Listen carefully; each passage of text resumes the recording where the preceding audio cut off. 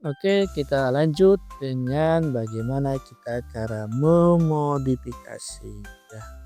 Nah, tadi sebelumnya adik-adik sudah belajar bagaimana cara men-share, besar dan menskalakan atau membesar atau mengecilkan daripada objek 3 dimensi itu ya. Nah, saat sekarang kita bagaimana nih? Kan misalnya ini ada satu objek ya. Nah, kemudian Kakak mau bikin satu objek lagi. Apakah buat awal? Supaya tidak buat awal, ada cara yang mudah, yaitu cara dengan modifikasi. Nah, caranya adalah, ya kan? Caranya adalah Ctrl D. Jadi kalau ketika kita Ctrl D, maka di sini ada dua objek tuh. Ya. Nah, kemudian misalnya Kakak ingin membuat ini jadi jauh lebih kecil, ya. Nah, tadi gimana sebelumnya kita waktu belajar untuk mengecilkan. Nah, cara mengecilkannya di sini ada yang tanda kotak kecil ini ya. Kemudian kita geser. Nah, kemudian kita akan coba untuk meletakkannya di atas. Gimana coba? Ya, tuh. Jadi kita klik ya tanda ininya yang ke atas. Nah, kemudian nanti kita geser nih, ya kan? Kita ke mana nih? Biasa ke X-nya. Nih, kita lihat ini udah pas belum? Ini ya kak. Nanti jangan-jangan dia tidak pas. Nah, itu ya. Ini ada berada di atas dari si objek yang pertama. Nah, ini yang kedua. Nah, itu duplikat ya. Kemudian nanti misalnya setelah bisa bertemu ini kan ini bisa berpisah masing-masing ya. Gitu. Nah, bagaimana caranya supaya dia menjadi satu? Nah, tinggal kita klik di sini. Nah, klik tahan, kemudian tarik ya di jaring ya. Kemudian setelah dijaring kita lepas.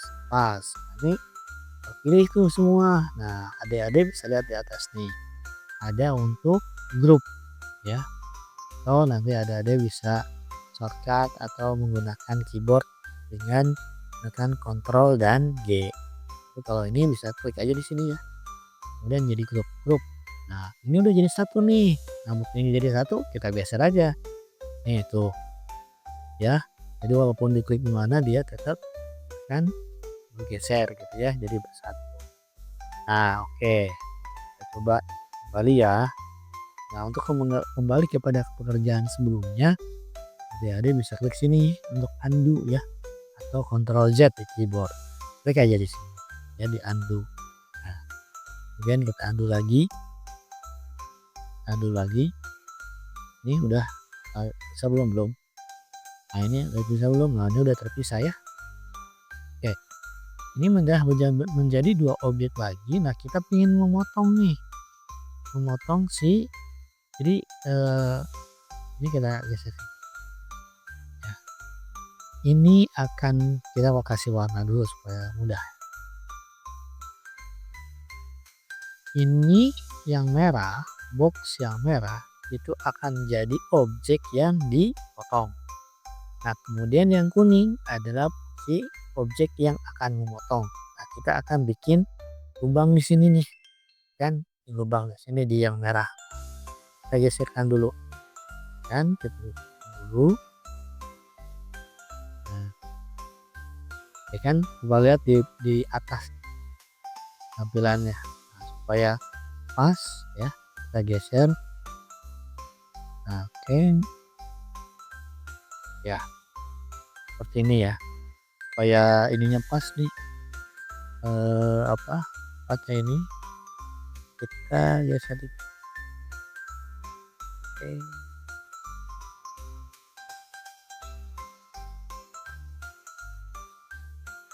Ini dilihat dari atas. Kemudian kita kembali ke perspektif lagi. Nah, setelah itu nanti yang objek pemotong ini kita lebihkan posisinya. Nah, ini kan udah di atas nih.